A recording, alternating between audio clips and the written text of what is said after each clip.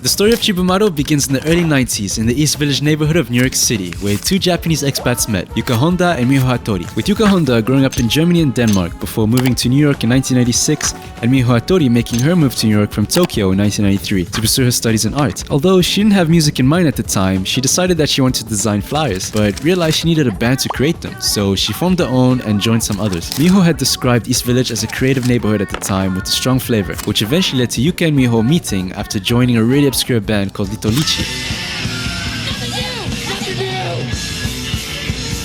This band was so obscure that even the own band members didn't know the name, and only played about 10 shows together before they finally fizzled out. But thanks to this experience, with Miho Hatori being the band's singer/songwriter and Yuka handling the instrumentation, they stuck together and formed Cibo Matto in 1994. In 1995, Cibo Matto would work on their very first project together, being their self-titled EP, which gave us a little taste of their musical capabilities, which would end up being this rich mixture of sounds taking influence from hip-hop, trip-hop, and sampling interesting rhythms from Brazilian music and from the New York jazz scene. Just take a listen to Crumbs and Beef Jerky.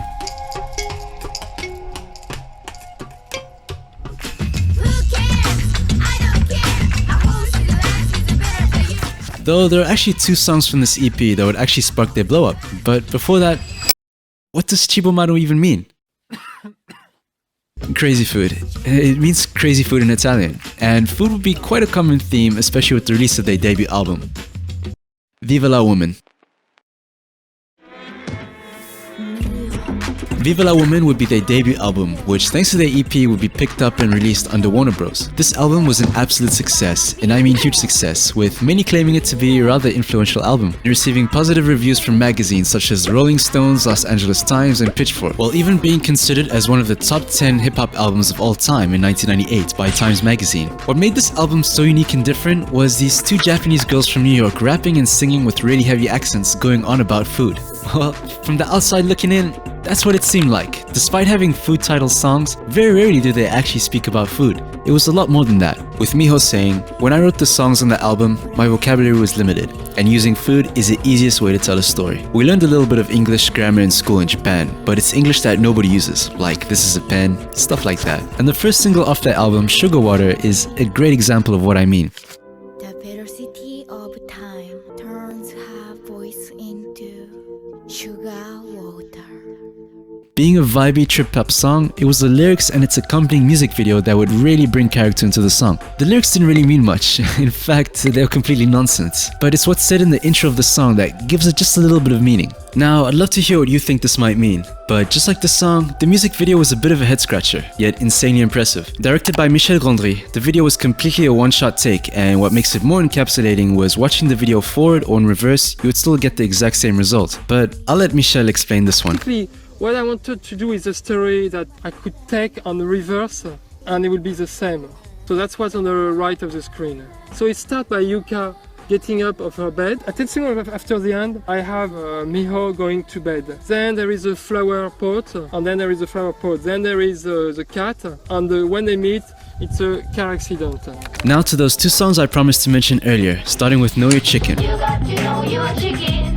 I know my chicken. A very particular song, but a song that introduced many to Cibo Matto. Know Your Chicken also had its own music video and featured on MTV alongside Sugar Water. The meaning of the song, still around the context of food, but is in reference to the Italian expression, "I know my chicken," or "Conosco i miei polli," I guess, which basically means "I know my people," or that you should know the people that you deal with. At the end, it's a very fun song and music video shot in the streets of New York City. This brings us to our next song, a very gentle song where Miho politely tells us to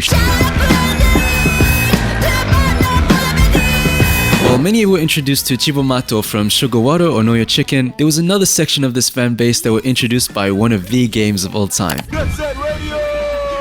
Although I wasn't lucky enough to have played this game, the song fits perfectly into the Jet Set Radio universe, among the other really good music featured in this game series. The game's main composer was Hideki Naganuma, or what he calls himself as CEO of Funky Fresh Beats. And to be honest, he deserved that title with these songs.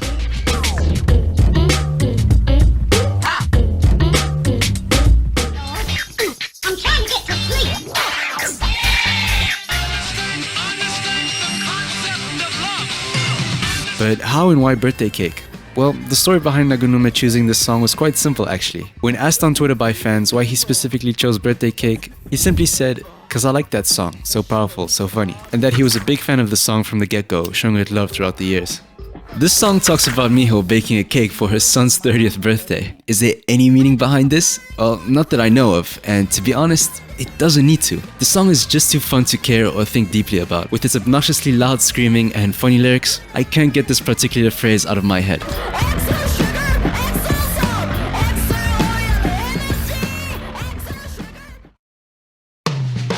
So, after the blow-up of Viva la Woman, some people still had critiques and doubts about them. With Honda saying, people thought we were a gimmick band. We were definitely very serious. I noticed that people often look around to see if their friends think it's cool to like us or not. Cibo Matto would later release Super Relax, a short EP introducing new band members Duma Love, Timo Ellis, and Sean Lennon. Yeah, John Lennon's son. But they also released Spoon, the lead single to their second album released in 1999, Stereotype A. Thanks to the inclusion of new band members, Stereotype A would actually steer much further away from their debut album. Although still being that classic 90s sound and hopping between various genres from track to track, the songs on this album felt a lot more structured and quote-unquote serious as compared to their previous album. And that's no dig to Viva la Woman. Just like in their previous records, Cibo Matto never really worried about deep lyrics or meaning. They only cared about how their music made you feel, rather than what the words actually meant. And that's where I introduce you to Sci-Fi Wasabi. Already, Obi-Wan Kenobi is waiting for me. There's a whole world way. No control, it's in my way. This album was always planned to have a different approach. As Miho mentioned, a lot of interviews were just like, "So, what's your favorite food?" I'm like, seriously? That's it? It was so shallow. That was the reality. I strongly felt that's the only thing they're interested in. So that's the reason why we made the second album and called it Stereotype A, because it's about fighting against stereotypes. Not only did they step away from food-related songs, but bringing in more of that trip-hop sampling that they were masters at. They also brought in some bossa nova into the mix and some rock too. I can't take your pain away. Always right. You are so kind, like the tide by my side. But the standout track and my favorite song from this album is Moonchild. Everything about the song is just so gorgeous, from the singing to the word Moonchild itself. It just fits so perfectly into that instrumentation. It is more of a heartfelt song and something I wouldn't really expect coming off of Viva la Woman. The album was very well received, just like the first one. And though with this back-to-back success, you'd think that the band would start the early 2000s with a bang. But they actually had other plans in mind. Since the release of Stereotype A, the band would continue going on tour, playing live across many states. But eventually, they would announce their disbandment in 2002. It was a little weird, right? Still being a very fresh brand on the scene and gaining popularity, you'd think it's only up from here. But both Miho and Yuka stated that they needed to grow and explore new ventures of music, and that's exactly what they would go on doing. With Yuka Honda focusing more on working with a variety of New York musicians, including collaborating with drummer Yoshimi and naming themselves Yoshimi and Yuka when they would go out to perform live. She would also drop her solo album Memories Are My Only Witness in the same year. On the other hand, Miho would go on quite an adventure, releasing her first solo album, Ekdesis, in 2005. And here's a snippet of one of her songs, A Song for Kids. It's such a beautiful song on its own, but even better when it's played live.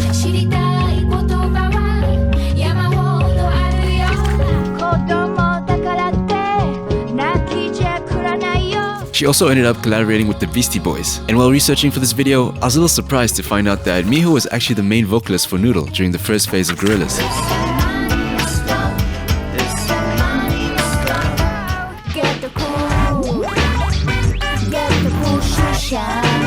And to be honest, it makes sense, since Damon and Jamie had actually based Noodle around Miho while they were coming up with the character designs. I also found this Noodle-only version of Rehash, and if you look in the comments, you'll find Miho herself. Though skipping a few years to 2011, Miho and Yuka would collaborate for one last time.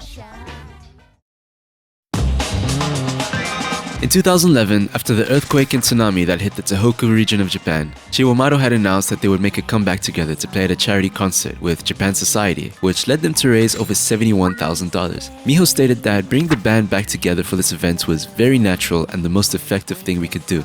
This reunion finally led them to going on tour that same year with the Yeah Basically Cibo Matto, in which they would tease a new album, and that album would later come out in 2014 with Hotel Valentine.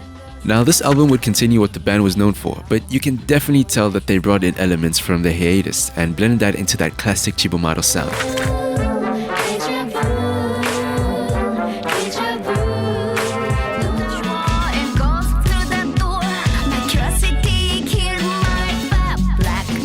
with both saying, "We had this concept from the early stage of making the album. I think we were thinking to make it in 2011, but we ended up writing it over 2 years. We wanted to make something we were really sure of. We work really well with concepts. You can make so many different kinds of music, but once we say, okay, this is about hotels or this is food related, it becomes more fun to kind of riff on." After the release of the album, the band would go on to release a couple obscure music videos along with it, performing live and appearing on many shows for interviews and performances, though the band would eventually call it an end in 2017. The reason for the breakup is the two wanted to continue doing solo work and stated that the breakup would be a positive change for them both. As Miho perfectly stated, "That's an interesting thing I discovered. Cibo Matto is still there, because that's actually not something I'm controlling. It's people's history and in people's minds and visions. So for me, there's no control over it. That time in my history is captured there." Though the band is over, the music is never going away. I hope you come out of this video with a few new songs added to your playlist, because I definitely did. As always, thank you for watching and see you very, very soon.